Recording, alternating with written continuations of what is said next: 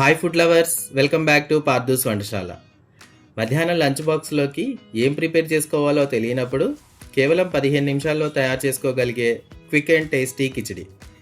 సాధారణంగా కిచిడి అంటే అందరికీ గుర్తొచ్చేది పెసరపప్పు కిచిడి అండి. కానీ ఈరోజు నేను ఈ వీడియోలో చెప్పినట్లు ఒకసారి ట్రై చేసి చూడండి.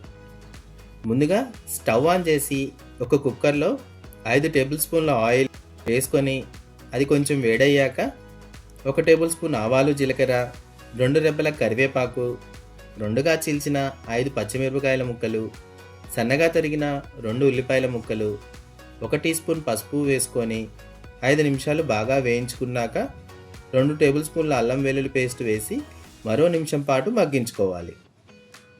తర్వాత సన్నగా కట్ చేసుకున్న 3 టమాటాల ముక్కలు, 2 టేబుల్ స్పూన్ల ఉప్పు, చిన్నగా కట్ చేసుకున్న 2 బంగాళదుంపల ముక్కలు వేసి మరోసారి బాగా కలుపుకొని 5 నిమిషాల పాటు మగ్గించుకోవాలి.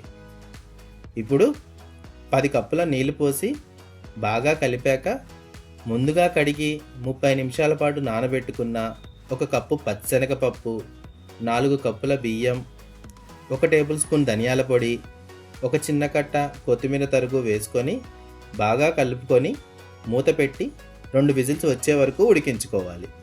అంతే అండి, quick and tasty khichdi ready.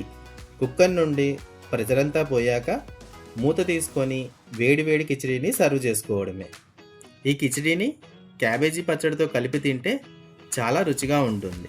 Cabbage పచ్చడి ఎలా చేసుకోవాలో ఆల్రెడీ మన ఛానల్లో వీడియో అప్లోడ్ చేశాం. మీకోసం డిస్క్రిప్షన్లో లింక్ ప్రొవైడ్ చేశాం, ఒకసారి చెక్ చేయండి.